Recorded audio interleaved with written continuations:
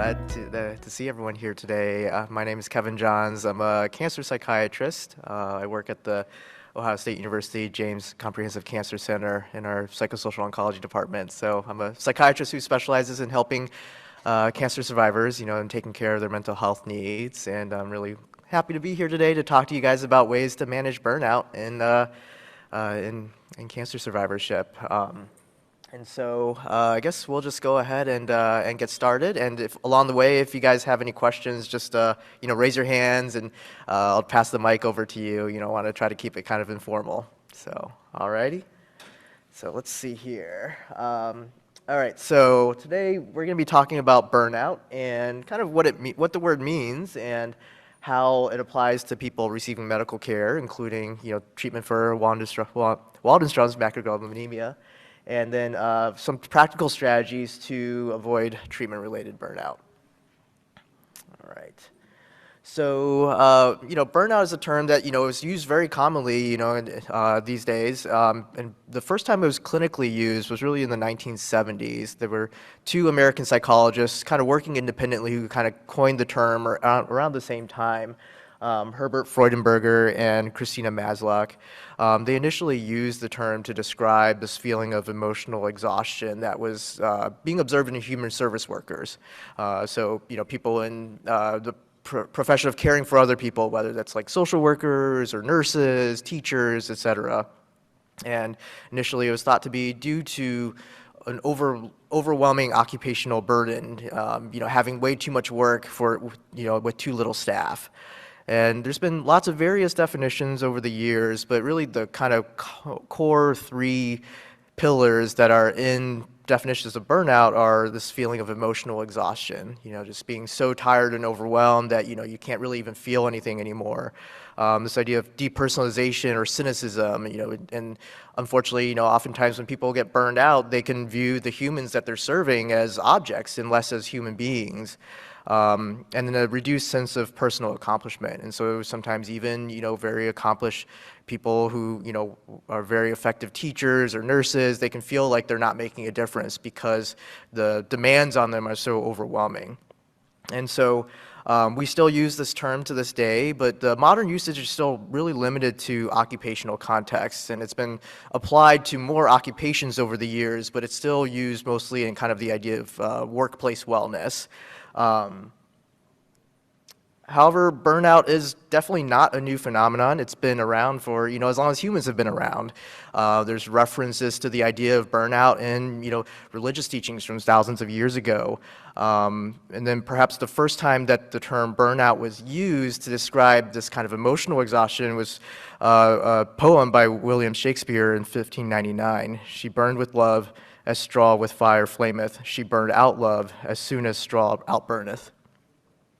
And so clearly, even though in modern day usage, burnout is oftentimes used to talk about, burnout from your job. And the idea of burnout is clearly not limited to that, and it's a universal human experience. When it comes to cancer survivors, the literature, the research, unfortunately, it's not really studied the idea of burnout specifically in cancer survivors. There's papers and people who have done research on burnout in caregivers of cancer survivors, but in terms of people who are surviving cancer themselves, they don't really use the term burnout in the literature. However, there are a lot of studies on very much overlapping concepts, the ideas of psychological distress or emotional distress in cancer survivors, depression and anxiety, fatigue, and this term demoralization, which I'll come back to later. And so, for example, a lot of studies have shown that there are much higher rates of anxiety and depression in cancer survivors. If, for example, in patients with lung or esophageal cancers, they can have 2.5 greater risk of developing anxiety and depression than in the general population. And this risk does seem to persist even long after the initial diagnosis. And so even 5 years after someone's been diagnosed, they tend to be at higher risk for having depression and anxiety. And then, we know that, like we discussed, burnout and compassion fatigue are common not just in healthcare workers, but also family members, caring for cancer survivors. And so one thing that I came across in the psychiatric literature as I was kind of, reading about this idea and preparing for this presentation was this concept of demoralization. It's a syndrome of existential distress, pessimism, helplessness, loss of motivation in people who are suffering from a severe medical illness. And I do think that it really maps really well onto the ideas of burnout. Like, for example, the emotional exhaustion is really similar to this idea of, hopelessness, loss of meaning, loss of purpose. The depersonalization maps well onto this idea of, pessimism, helplessness, not being able to help others despite our best efforts, and this reduced personal accomplishment is very common. Is also maps onto the loss of motivation in medically ill people when they experience demoralization. So I think this idea of demoralization that we use to describe, survivors of serious medical illnesses is very similar to this idea of burnout that we use to talk about, burnout nurses or teachers and social workers. And so it's, like Shakespeare would say, a rose by any other name. It's really describing the same thing. And I do want to make a note that demoralization and clinical depression are similar but separate concepts, and they can coexist. So someone can be demoralized and also have clinical depression as well. And so, and that's why it's really important for people that are experiencing these kinds of challenges and emotions to talk to their medical providers, because there are other things that could be playing into their suffering and how they're feeling sad and down and not coping like they normally would. One common distinction is that when someone is demoralized from fighting a severe medical illness like cancer, oftentimes if they see a loved one or something good happens, they're still able to feel joy in the moment. Whereas people with clinical depression, oftentimes even if they're given good news about their most recent blood work or scans, or someone a family member comes by to visit them from across the country, they still don't light up. They're still down and depressed and not able to feel that joy. However, it's very possible for people to have both, and so it's important to always just keep your medical providers up to date on how you're feeling, not just physically but emotionally. I also wanted to make a note that unfortunately cancer patients are at higher risk for suicide compared to the general population, and just like the risk for depression, this risk for suicide persists even years after diagnosis. And being demoralized or depressed can increase this risk. So certainly if you or a loved one are ever experiencing suicidal ideation, please seek medical attention. You can always call 911 or go to the nearest ED. There's the suicide hotline 988. So now kind of we talked about what burnout is and what demoralization is. I wanted to go into some kind of practical tips to help manage it. I think really when it comes to managing burnout, the first step is really to recognize it and check in with yourself. You can't really keep yourself from burning out or address your burnout if you don't realize that you're burned out. And so, I tell people, check in with yourself often. Ask yourself, what uncomfortable emotions am I feeling? The emotions are typically things that we can describe in a single word, like anxiety, anger, fear, sadness, hopelessness. And so, ask yourself, what kinds of emotions am I experiencing? And then also, what difficult thoughts am I experiencing? These thoughts that come into our heads, they're typically things that, instead of a single word, they're usually described in a sentence, like my life has lost all meaning or purpose, or I can't do anything for my family while I'm sick. A lot of times when people are fighting cancer, including blood cancers, life is a whirlwind, and it can be hard to even keep track of your own feelings and thoughts. So just try to take a moment to pause and, think to yourself, like, what am I feeling? What are the thoughts that are running through my head? To check in with yourself. And then if you identify, these negative feelings or thoughts, think about, are they getting too hard to shake off? It's 100% natural to feel sad, angry, all these emotions, when you're, diagnosed with a serious illness or, undergoing treatment. But are they becoming so heavy that you can't put them down?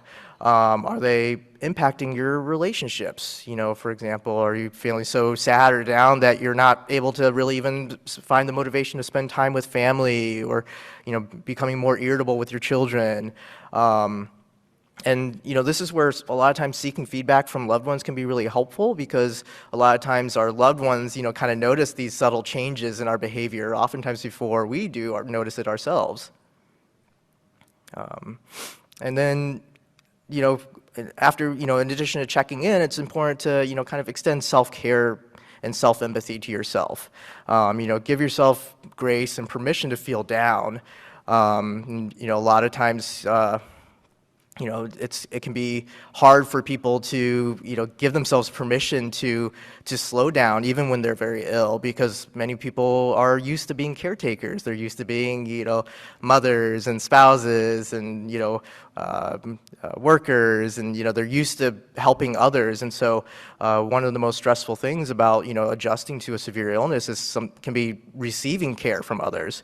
And so giving yourself permission to feel down, giving yourself permission to accept help, giving yourself permission to rest. A lot of survivors I work with, they feel really guilty because they say, oh, I used to, do the dishes and do the cooking, but now my spouse has to do all that, and I feel really bad about that. And, I try to help them reframe it like, well, you're allowed to rest. Even when you're just, you may feel like you're just sitting there doing nothing, but your body's still busy fighting cancer cells and busy rebuilding healthy tissue. So, even though it may look like you're just, doing nothing, you're still very busy in a different way. And so, I try to help people kind of reframe those negative thoughts. And then, really just give people permission to ask for help. That could be a really big thing. And so,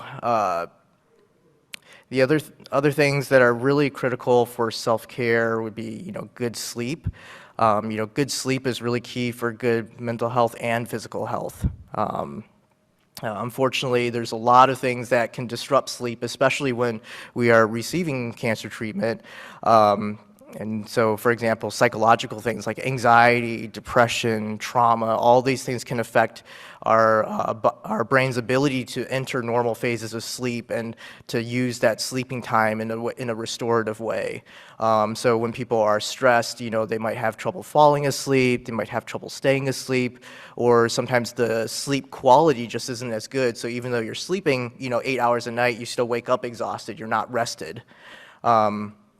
And then, adding to that, there's also so many physical issues that, cancer survivors can struggle with that can interfere with sleep. Nausea, having to wake up in the middle of the night to go to the bathroom, pain, neuropathy pain, which, is very relevant to, survivors with Waldenstrom's. Other, medication side effects can interfere with sleep too. For example, like steroids can cause people to, have insomnia or feel too anxious to fall asleep.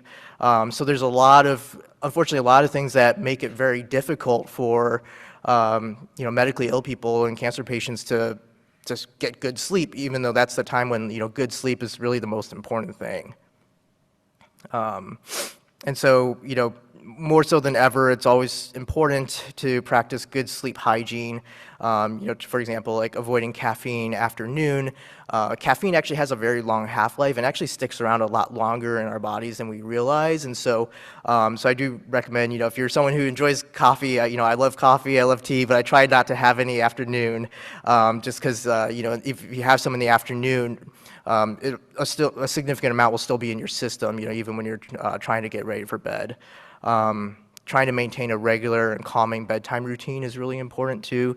The brain receives a lot of information from just kind of natural cues, like the sun going down, but also kind of, routines like, so maintaining a routine that you always do kind of before bed can be really helpful for just sending your brain that signal that it's time to go to sleep. And that could be, like turning off your screens, reading for a little bit or writing your journal, taking a warm bath, those kinds of routines can be helpful for, once you kind of get into that routine, it can be a helpful cue for your brain, like, okay, now it's time to go to sleep.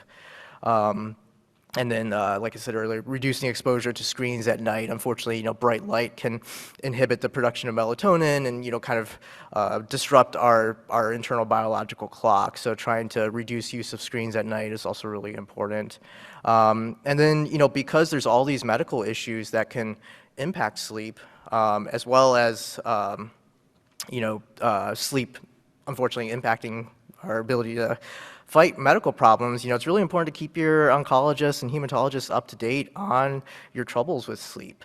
A lot of times it could be due to, medications or medication side effects, or so it's important that your hematologists and oncologists are aware of, what kinds of problems are interfering with your sleep.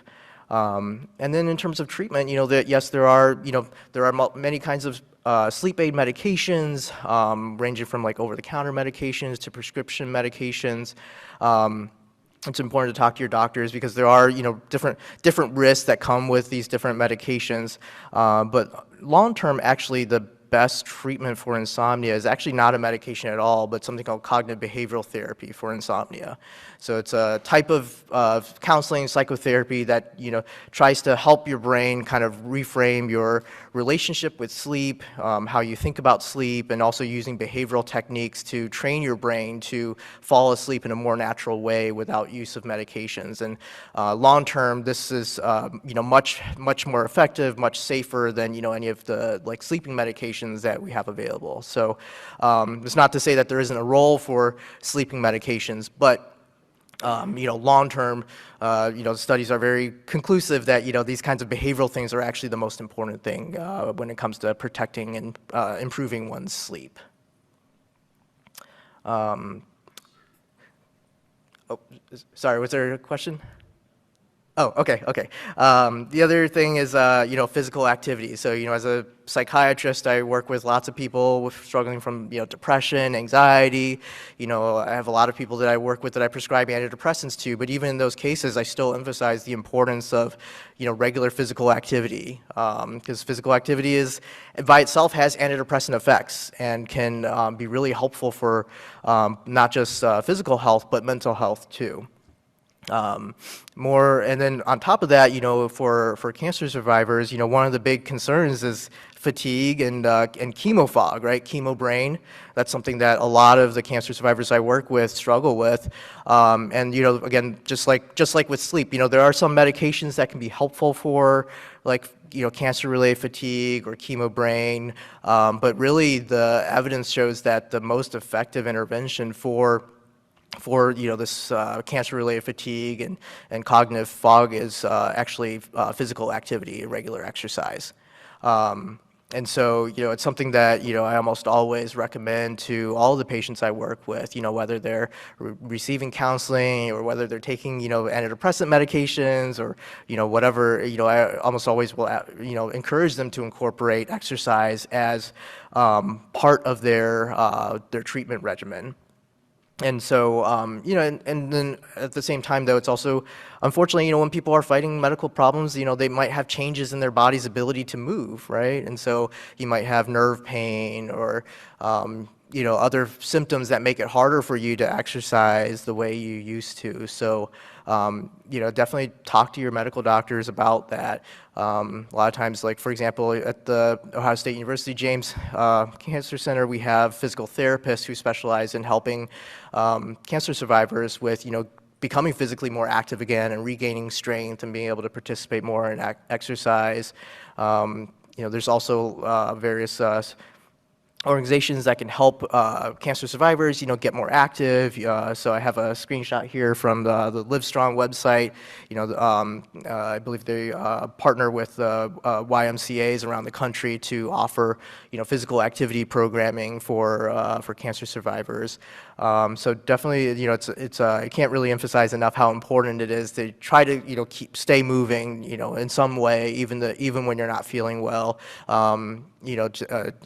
While certainly rest is important, but trying to incorporate some level of physical activity that's medically safe is a really important part of both physical wellness and mental wellness, and when people are fighting medical illnesses. And then along the lines, similar to exercise, healthy diet is super important as well. The brain needs nutrients just like the rest of your body, right? And so, unfortunately, when people are, going through cancer treatment, there's a lot of things that make it hard to eat nutritious foods, right? You can have a lot of nausea, loss of appetite, a lot of cancer survivors I talk to, their taste buds don't, things just don't taste the same. Things might taste metallic or bitter. Or they just might flat out just not have any appetite. And also finances can limit people's ability to access, healthy, fresh foods. If they're feeling really sick, they might not feel as able to, cook, healthy foods. And so there's a lot of factors that unfortunately make it hard for, cancer patients to maintain a healthy diet, but it's super important, as your body is fighting cancer and, trying to repair tissue and things, your nutritional needs very well may change. And so if you're having trouble with, maintaining a healthy diet, definitely talk to your oncology team about it. There's people that can help. For example, at the James Comprehensive Cancer Center, we have registered dietitians who specialize in helping cancer survivors with, developing a meal plan that incorporates, their nutritional needs and as well as, kind of the medical challenges that they might be having that are making it hard for them to maintain a healthy diet. So you definitely got to feed your brain, healthy food in order to feel good. Something else that's really important anytime we're facing hardship, but especially when we're fighting, cancers and blood cancers, is connecting with your values, right? So, these questions are things I encourage people to ask these questions to themselves, like, who is most important to me? What virtues or qualities are most important for me to exemplify in my life? And then think about, sometimes, what do I want to be remembered for? That can be another way to help identify values, right? A lot of people will say like they value, their family. They value taking care of their family and loved ones above all else. People may say that they value their relationship with God or their faith. They value their community, right? And so think about, what are those things, what are those core values that that really give you motivation to keep moving in life.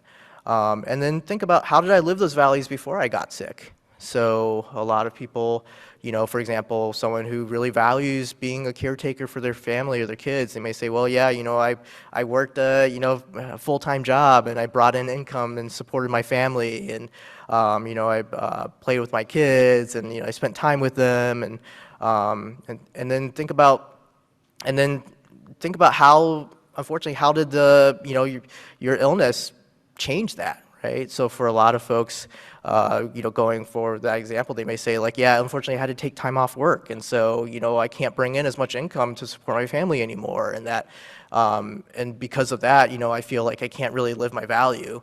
And so, during these times, it's really important to, try to think outside the box and think about, how can I still be true to these values? So, how can I still be there for my children, even if I'm not providing like the same paycheck I used to? How can I still be there for them? Maybe, showing them, as an example of like how to face adversity, right? And showing my kids like, how to keep pushing through even when life gets hard. That's something that a priceless lesson I can give to my kids, even though I'm not bringing home a paycheck. Or so there's other ways that, oftentimes other ways that we can still be true to our values. It may look very different than the way that we used to serve our values, but there's also usually a way that we can still stay true to our values, even when, our health is changing and our circumstances are changing. And so trying to find ways to stay true to those core values of yourself, I think is really important for managing demoralization, managing burnout, because it can keep you connected with that sense of purpose. And then some kind of day-to-day things that can be helpful. Mindfulness is a really helpful way to help manage the kind of unpleasant feelings that come with burnout. So meditation, yoga, guided relaxation. There's been multiple sessions about that here at the Educational Forum, and those are super important practices to incorporate into day-to-day life. Also, prioritizing hobbies and relaxation. Oftentimes when people are going through treatment, maybe they can't do the same hobbies that they used to, but still finding a new way to give yourself some relief and have fun and connect with friends and family is really important. And then continue to attend to your spiritual or religious health. If you have a religious leader that you work with, try to maintain that connection, or request there's chaplain consults at cancer centers that you can ask for. And then staying in touch with your social network, friends, family, neighbors, coworkers, your faith community, and then also seeking help, right? So. A lot of times, like we talked about earlier, one of the more stressful things about being ill is kind of that role transition of going from a helper to someone who is receiving help, right? And so it can be really hard to go from someone who's used to caring for their kids, caring for their spouse, to then all of a sudden be the one that's receiving that care. It's a role reversal. It's very stressful, very threatening. And so it can be helpful to really, give yourself permission to receive help, and then also take inventory of specific ways that loved ones can help, because I find that oftentimes loved ones and friends and family, they want to help, but they don't know how to help, right? I think a lot of us have had that experience where, we hear about something bad that happened to a friend or coworker or a family member, and we want to help, but we're kind of like, oh, I don't know how to help though, I wish I could be there for you. Tell me what can I do to help you, right? And so, it can be helpful to really just kind of, take inventory of specific things and tasks that you can, potentially have someone help out with. It could be things like picking up groceries, even checking the mail, check on your pets while you're in the hospital. All those things are specific things that, you can potentially ask, loved ones to help with. Not always, but, oftentimes there are people that could be helpful for things like that. And it's okay to be specific when asking for help. Just because, a lot of times there are people that want to help, but they just might not know how. Something else I hear a lot from loved ones is, like, they say, anytime I talk to my friends, they just keep asking me about my cancer treatment. And I'm really sick of talking about it. Like, I love my friends, I want to stay in touch with them, but every time I call them, every time we hang out together, all they want to know is the updates on how's my chemo going, or, how are my most recent scans, and I just get really tired of talking about it. And so that's, unfortunately, that's kind of something that can lead to isolation, in cancer survivors and people undergoing cancer treatment. And so something that, a helpful technique that I tell my patients is, try talking to your friends and saying, hey, I really want to catch up with you, but can we just not talk about my cancer today? Can we just talk about your kids, or tell me about your job and how your career is going? Like, I really want to stay connected. I want to talk to you, but I just don't want to talk about, my illness today. Can we talk about something else? I think, a lot of friends, family, they're receptive to that and they get it. So, usually when they, families are asking us about information, they mean well, but they don't realize how much that can be adding to stress. And so that can be a way of saying, hey, I really appreciate our relationship and our friendship, and I want to stay in contact with you, but, can we maybe just talk about some other stuff for now? And then, using technology can also be helpful too. So, using, for example, like group text messages to keep groups of people up to date on how you're doing, instead of, having to like update every single person separately. That can be a helpful strategy for people when they're going through, really hard treatment and lots of people, asking for updates and things like that. It can get overwhelming. So sometimes just starting a group text message and saying, hey, I'm gonna, I'll send a daily update to all my family here, so that way you don't have to separately text me and things like that. Or, designating a family member to update the rest of the family, can be helpful. And then, something else I recommend a lot is peer supports, right? So there's a lot of formal, peer support groups that can help connect you with other people with lived experience who have, experienced very similar treatments and hardships that you've gone through. The IWMF has support groups that you can connect with. The American Cancer Society also has support groups. Your local cancer center may also have support groups as well.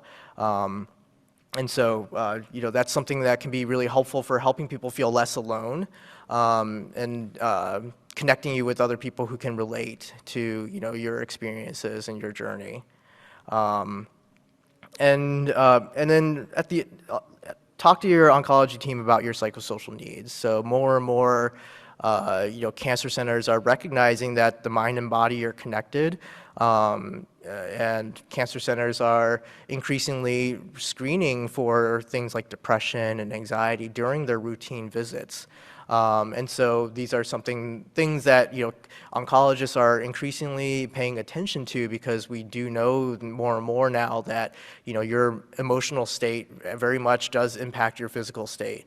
And so there's been a push in the oncology world to incorporate, mental wellness and spiritual wellness screening into routine, medical visits as well. So, definitely I encourage people, if you're suffering, mentally, to let your oncology team know, because oftentimes they do have resources that they can connect you with, whether it's social workers, case managers, financial counselors, and then various mental health services as well. And a lot of people can provide mental health. A lot of professionals can provide professional mental health services. You could even start with your primary care providers. They're in many ways the front lines of the mental health system in America. There's also licensed counselors, licensed social workers, psychologists. There's various forms of expressive therapy, like art therapy and music therapy, that can be helpful in these instances.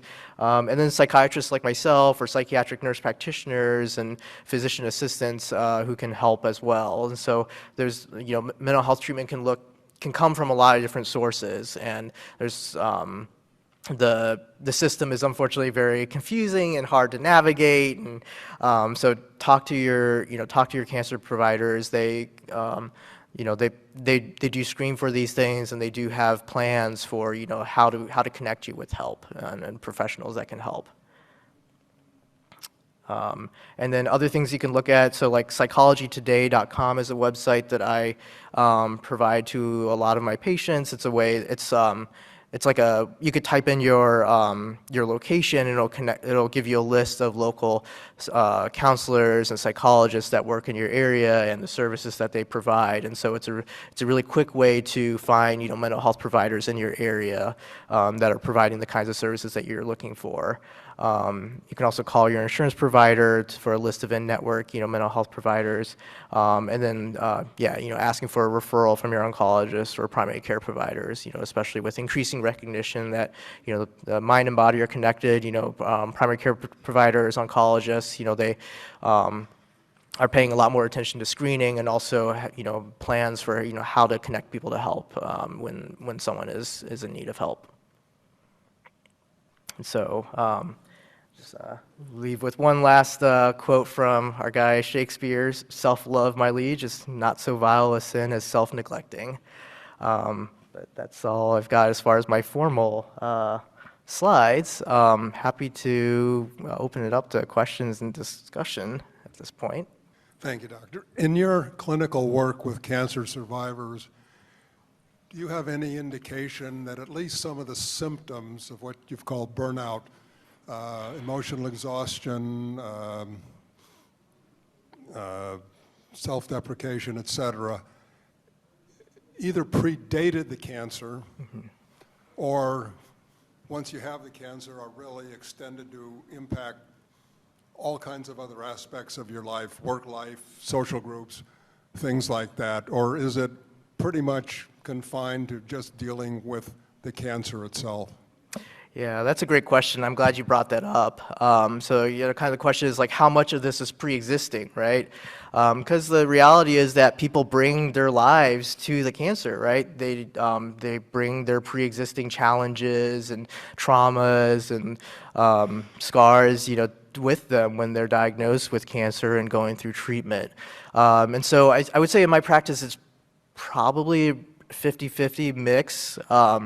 there's, and the studies do confirm this as well, about half of patients with that develop clinical depression when going through cancer treatment, about half of them have a pre-existing history of depression, but then the other half of them, it's like a new onset of illness. And so I think it's both, if you're someone who's gone through episodes of depression or anxiety in your life, I would say you're probably at higher risk for developing a recurrence when you're facing the new stress of cancer treatment and cancer diagnosis. But there's many people that I meet where, they had, no mental health problems all through life, and then all of a sudden, a cancer diagnosis just turned their life upside down, and then they have, they've developed a brand new clinical depression. And so it's both, I would say. Could you talk a little more specifically about the CBT, for insomnia? What's a course of that like? And my understanding is that it can be hard to find providers to do that. So how do you, any suggestions you have on that? Yes. Yeah, absolutely. Wonderful questions. So the cognitive behavioral therapy for insomnia, a typical course probably lasts about 8 to 12 weeks. It's meant to be, cognitive behavioral therapy is usually meant to be like a time-limited treatment with defined goals that you're trying to reach. And then what it looks like, I'm not an expert in it. Actually, Dr. Helena Rapala, who's going to be presenting on depression and anxiety with me tomorrow, she's actually trained in cognitive behavioral therapy for insomnia, so you might actually be able to ask her more specific questions. But generally, yeah, looks at, how do we reframe our thoughts and beliefs about sleep, and then also, change our behaviors to help promote good sleep, right? So an example would be a lot of times insomnia is one of those things where if you're having a really bad night sleeping, you get increasingly anxious as the night goes on and on. You start thinking oh my gosh, the next day is going to be awful. I have to go through a whole day of work or treatment, and then that even makes it even harder to sleep, right? And so, cognitive behavioral therapy can kind of target those unhelpful thought patterns and try to help reframe them so that it doesn't snowball into, worsening your sleep overall. And then also looking at behavioral things like, for example, sleep restriction is actually a strategy that they use. And so, the brain associates creates very powerful unconscious associations. And so if you're someone who, watches TV in bed or does other things in bed, your brain can unconsciously start to associate the bed with some of those other activities, right? And so trying to restrict the bed to, just sleep and sex can be helpful for kind of rebuilding that association in our head, so that way when we get into bed, our brain thinks, okay, it's time to fall asleep. It's not time to start, doom scrolling on our phones or, watching TV or things like that. It's we're kind of training our brain to associate bed with sleep. And there's a lot of other behavioral strategies like that can be helpful for basically kind of, redefining our relationship with sleep and bed and things like that. And then the last part of your question, yes, unfortunately, providers for cognitive behavioral therapy for insomnia are unfortunately very limited. Insomnia is a huge problem everywhere, and there's not enough, providers who are trained in cognitive behavioral therapy for insomnia. I think, I would say, talk to your primary care doctors, your oncologist. They may have a provider that they refer to. There's also the Veterans Administration has an app that kind of walks people through the basics of CBTI. I don't remember what it's called off the top of my head, but that's something that I also will often suggest to people if they're having trouble getting in with a CBT provider. They can get the VA app. It kind of, it's not as good as having, a live counselor and therapist that walks you through it, but at least it can kind of teach you the basics and get you started. I was wondering if you could address the idea of the family burnout, not just of the diagnosed patient, but the family that's dealing with all of the issues that come up with cancer treatment. Mm-hmm. Yeah, unfortunately, burnout is very common for caregivers of our cancer patients. Because of that role reversal, many family members, they're taking on new tasks that they didn't have to take on before. It's very real. I would say it's a lot, and I think one of the hard things about it is that like caregivers often feel guilty talking about it. Because they're like, oh, my loved one is going through cancer, getting chemotherapy. Like it can feel really bad to kind of talk about your own burnout, but it is real. Studies have shown that caregivers of cancer patients do go through real burnout and have very real emotional struggles. And so I would tell family members, your distress is 100% valid as well. And make sure that you're taking time to care for yourself, because you got to take care of yourself first so you can take care of others. Like that cliched analogy about when you're on an airplane, you got to put your own oxygen mask on first, right, before you help someone else. That's it's super true. Even in cases like this. And so in terms of practical things, they're getting connected with support groups as well can be a helpful thing for family members.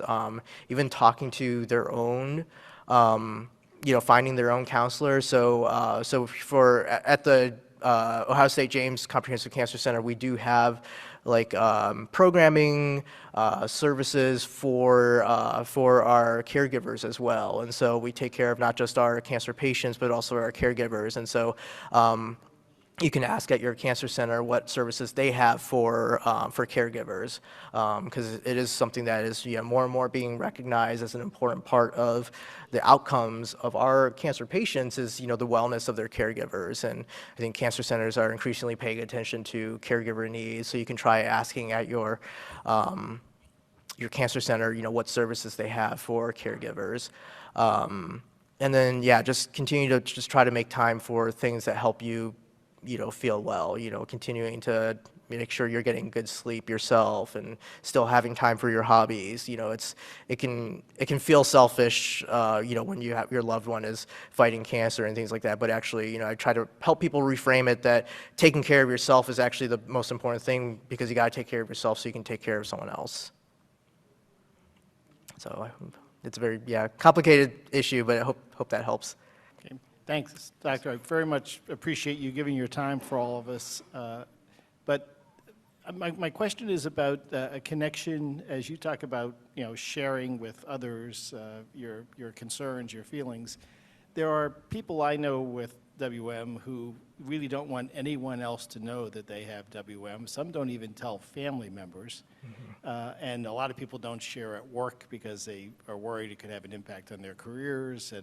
But then there are others who are very forthcoming and kind of want the whole world to know. And I'm wondering, is there a connection between that openness to sharing and not sharing with how they feel about their disease and maybe whether they're more susceptible to burnout and other challenges in dealing with it, because it's kind of held within as opposed to shared with everyone else? Yeah, that's a really good question. Kind of the idea of like, how open someone is about their diagnosis and their disease, does that increase their risk for burnout?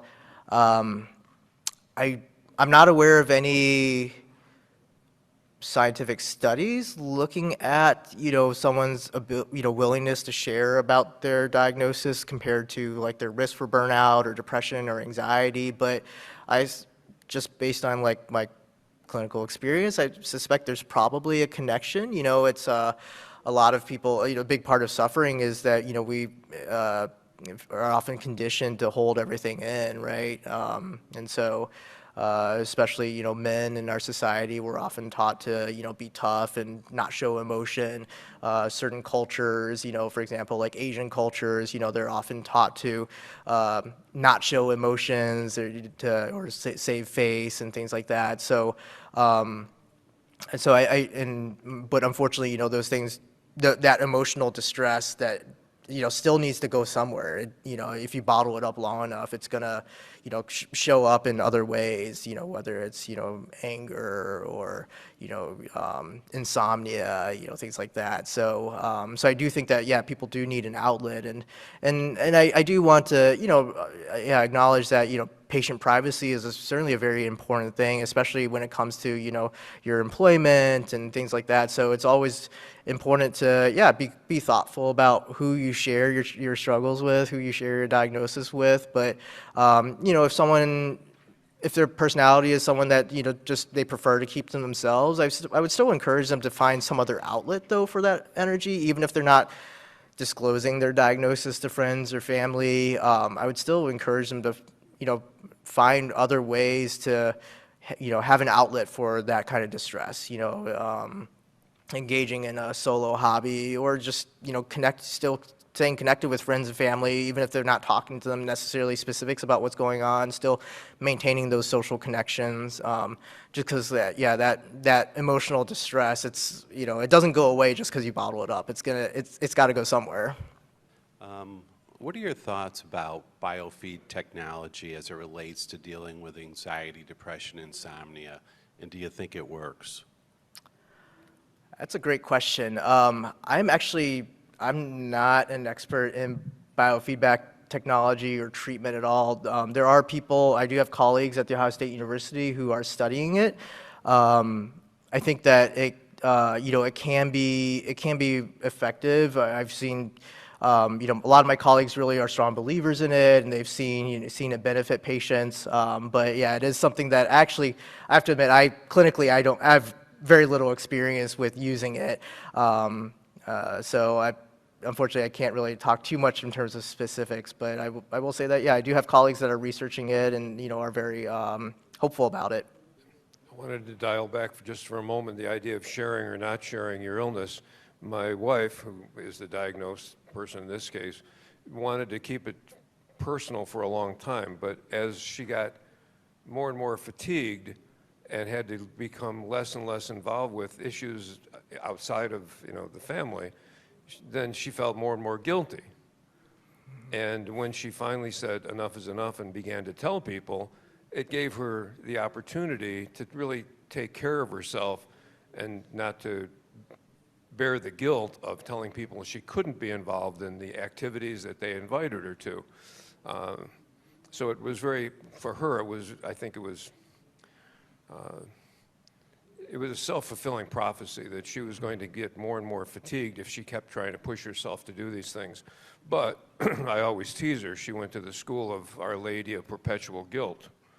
So it was difficult for her. But once she did, it really was life-changing. Yeah, thank you so much for sharing that story. I think, yeah, that's really powerful. We oftentimes have apply very high standards to ourselves, and that can get in the way of us, kind of disclosing to other people about our struggles, and we might feel like we have to appear perfect for our loved ones, or we might fear that if we talk to other people about our own diagnoses, we'll become a burden on other people. There can be a lot of very, powerful negative thoughts and fears that kind of cause us to try to keep these things hidden. And it's oftentimes well-meaning, people are, like I said, they don't want to be a burden on their loved ones and things like that. But, I like that word you use of a self-fulfilling prophecy. Unfortunately, a lot of times if you, keep these things bottled up, a lot of times it does become a self-fulfilling prophecy because, these, all this suffering does have to go somewhere. It's going to show up in some area of your life, whether you deal with it or not. And so, and if you have a counselor that you work with, something to even work on with your counselor is, being thoughtful about, like, who do I tell and how do I tell them? What are the pros and cons of telling, my loved ones about my diagnosis? A counselor who's trained in cognitive behavioral therapy can kind of help you work through, those pros and cons, and even, help with like role playing, how do I have that conversation with a loved one? And so, yeah, definitely I really appreciate you sharing that story. Hi, thank you for sharing today. Kind of piggybacking on his statements, can you maybe role play a little bit when somebody will say, fatigue is real, especially in this disease. You don't look sick.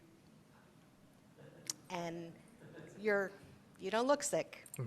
I don't know how to explain fatigue. I guess I'm looking for how do I explain fatigue? Yeah, yeah, that's a very real challenge, you know, especially with conditions that don't really change your outward appearance, you know. I think it's actually in some ways really similar to, you know, what people say when they're struggling with like clinical depression. You know, it doesn't change your outward appearance. You still look the same. You don't look sick, but you're facing something very real. Or like it reminds me of like, you know, survivors of like with like fibromyalgia or chronic fatigue syndrome. You know, in some ways those are the hardest conditions to fight because on the outside you look the same, and so people still have the same expectations on you, right? And of like, you know, showing up to work and caring for others. So yeah, in terms of role playing, you know, kind of how to have that discussion, I guess probably would depend on, you know, who the person is and how much detail you want to go into. You know, I think you could. It's probably very specific in terms of like, who you're trying to talk to. So like if you're trying to talk to a family member, that conversation would probably look very different compared to like if you were talking to your employer. You know, I think if you're, you know, talking to a friend or family member, kind of typically, you know, you might open up with, you know, I guess, especially if, you know, are you finding struggles with like when people are giving you feedback, like you're not acting the same or you're not, yeah, and sometimes like that could be, it might, if someone is giving you that feedback, it might be helpful just to like validate their perception and say, yeah, you're right, I'm not the same, and you know, how about we find some time in private to talk about it. You know, I probably would validate their observation and say, yeah, you know, you're right, you know, you know me very well. This is this change that you're seeing. You know, I am more fatigued, or I'm not showing up on time as often, or that's very true. And here, you know, do you have some time that we can talk about what's going on? I think probably validating that might to start with, just because, yeah, you know, oftentimes, you know, family members, people around us, they notice these subtle changes, so you know, before we do. It's the stigma. If you had a broken leg, broken arm, broken head, that was me last year, then nobody asks you that. They don't see you and go, oh, you look bad. No kidding, right. I'm all busted up, you know. Right. But when people when they're suffering a depression or suffering a cancer or anything else, it's like, mind your own business. If you got something good to say, shut up. I'd go find anybody to tell me how it looked bad. You know, who needs it? It's a good indication of who your friends are when they show up and you look your worst and they go, oh, well, you don't look as bad as I thought you would, you know. Anyways, I get carried away. Sorry about that. No, I appreciate that. Yeah, it is, you know, always, you know, you have to balance, how much you disclose, because it is, at the end of the day, it is your own business, right? And no one has a right to know, you know, all of these details. And so, yeah, I think you always have to keep yourself in the position of in control of how much you disclose. But, you know, it can be helpful, though, to let other people know that at least something's going on. I'm facing some health challenges. You know, even though I look the same, you know, I've got some health issues going on. I think it's important to be deliberate about, like, how much detail you go into because, yeah, you're very correct. It is your own business. Yeah. Mm-hmm. Yeah. It's not. This is not a choice. You know. Yeah. No one chooses this. Yes. My question is, because you were addressing the issue of sometimes people demoralize us because they don't recognize what's going on. And I wondered if you had seen any studies of the role of healthcare providers in doing things to assure that people are not demoralized. I'm thinking in my husband's case, he kept going in and saying, there's something wrong with me, there's something wrong with me. It took years to get a diagnosis. He thought he was a hypochondriac because people didn't recognize in the healthcare profession how ill he was. Luckily then he found a doctor who made him feel like he was the best person on earth, and it made such a huge difference in my husband's treatment. So I just wondered if you knew of any studies that are being done. In Illinois, they're doing some things on narrative medicine, which is really listening to, you know, the people who are going through the struggles. So I wondered if you knew of any studies on that. That's a great question. I agree. You know, unfortunately, this idea of like kind of delayed diagnosis is very invalidating, especially for, you know, conditions that show up with very non-specific symptoms like fatigue, and it can be very easy, unfortunately, for doctors to miss it, and that's, you know, bad enough. But then also to a lot of times, you know, it can be implied that the patients are making it up or it's all in your head, and that can, in addition to, you know, the harm of missing a diagnosis, you know, it can do damage of adding to the stigma that that person is facing. And, you know, it can feel like you're choosing to be sick or choosing to be fatigued. And so, yeah, that's a very real issue. You know, actually, the narrative medicine thing you bring up is actually a really good point. I would actually love to learn more about that. That's something I actually need to read more about. But I do think that that is a very real part of someone's journey. You know, it's at the end of the day, it's not about the lab values. It's not about the imaging findings. It's about, you know, your journey, the story of, you know, who you were and how this condition changed you, and that, you know, is really the most important thing, because it gets to, you know, what makes us human, right? Not just, you know, numbers of lab value or a list of medications. And so I do think that, yeah, the like narrative, you know, constructing narratives to go along with someone's medical chart can be really helpful in humanizing the experience, validating the experience, and, you know, journaling can be really helpful. Yeah, so I mean, I guess I don't know of any other specific studies right now, but I will say that, yeah, just in terms of kind of the experience, my experience of working with other survivors, I think that's very valid, because a big part of, you know, what we do is just giving people a space to tell their story.